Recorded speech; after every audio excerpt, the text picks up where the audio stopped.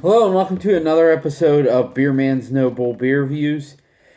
Today I have a beer from, it's a collaboration between a brewery that I've done a bunch of reviews for and a brewery I've not done any for. So this was brewed at New Trail Brewing Company out of Williamsport, Pennsylvania, which I just only realized that they were in Williamsport, which is cool to me because I always thought Bullfrog was the only brewery in Williamsport, but apparently not anymore. This is a collaboration with Dancing Gnome, which I've done a bunch of reviews for them. So my buddy actually got this at Dancing Gnome. They didn't announce it, like on their email notifications or anything, that they were going to be selling this. So I wonder if, excuse me, I wonder if they didn't announce it because it wasn't brewed at Dancing Gnome.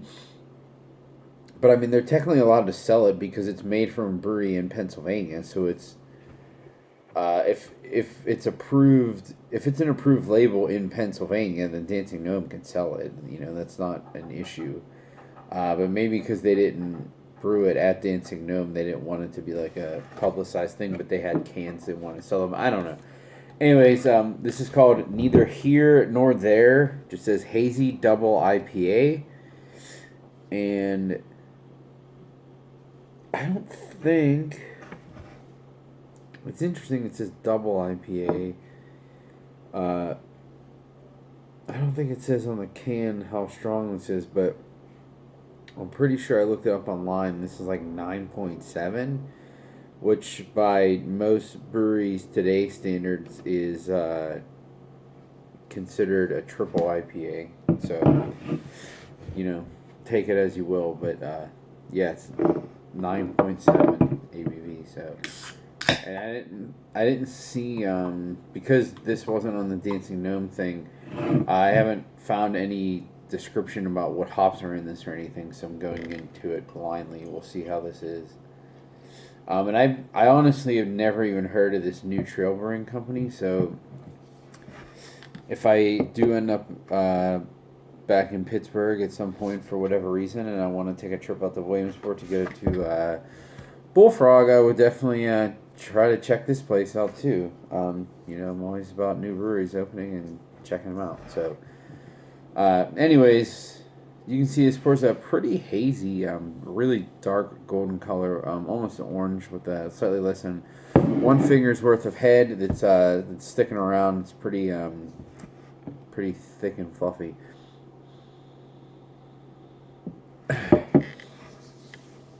There's a lot of that like lemon limey hop character. In this one, it's a little herbaceous too. Almost like peppers. And a little bit of a overripened pineapple. Huh.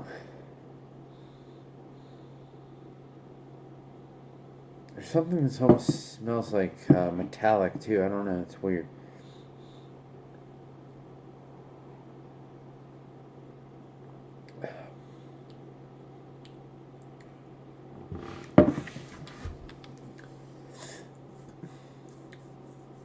So it's pretty perfumey, like floral perfumey kind of.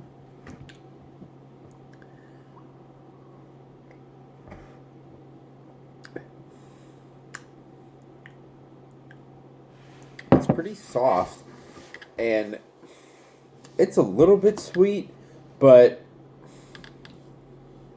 not like over the top sweet. And the bitterness is really nicely balanced by the sweetness. It does kind of remind me of a Dancing Gnome beer. So I don't really know how much influence they had on this. I will say in this one, I am definitely getting the alcohol. I don't think it's like to the point where it's off-putting, but it's substantially there, like more than the High Branch wedding ring that I just did a review for recently. That was a lot less. The alcohol was a lot less present in that than it is in this.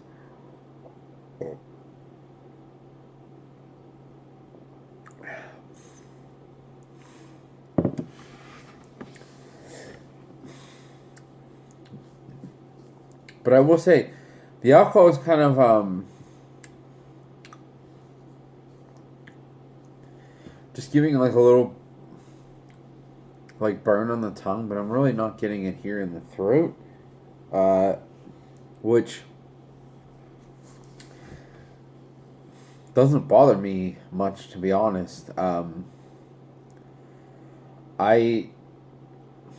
don't know if this is a good or a bad thing, or it might come off as an insult to Dancing Gnome, but I actually think this is better than most of their double IPAs. And I know they had a hand in making this, but 9 times out of 10, most collabs are definitely weighted a lot more towards the brewery where it's being made versus the other breweries that are collaborating in it.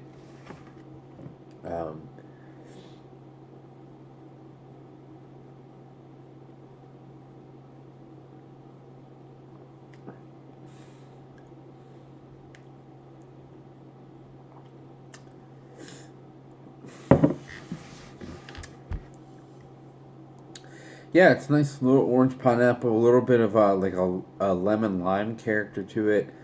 It almost comes off like there's some acidulated malt in it or something. I don't know. But I keep like every time I drink it, I think I'm gonna get that like where the bitterness is building and building, where it actually starts like burning the back of the tongue, but it never happens. This is actually pretty balanced. Between the alcohol, the sweetness, the bitterness, and it's pretty flavorful. So I actually think this is really well done. Either I'm wrong about the ABV, or they're just labeling it as a double IPA. But most breweries now, if it's above 9, they call it a triple IPA, which I think is kind of silly, because if most breweries are also not calling it a double until it's 8%. So, are you saying double IPA only has a only has a 1% range? That's kind of silly. To me, it's pretty standard. Regular IPA is 6 to 8. Double is 8 to 10, and then triple is 9 and above. If you go more than 12, that's just that's too much for this style of beer. Like, that's just not going to work. So yeah, I would say 6 to 8, 8 to 10, 10 to 12 is really the ranges for them.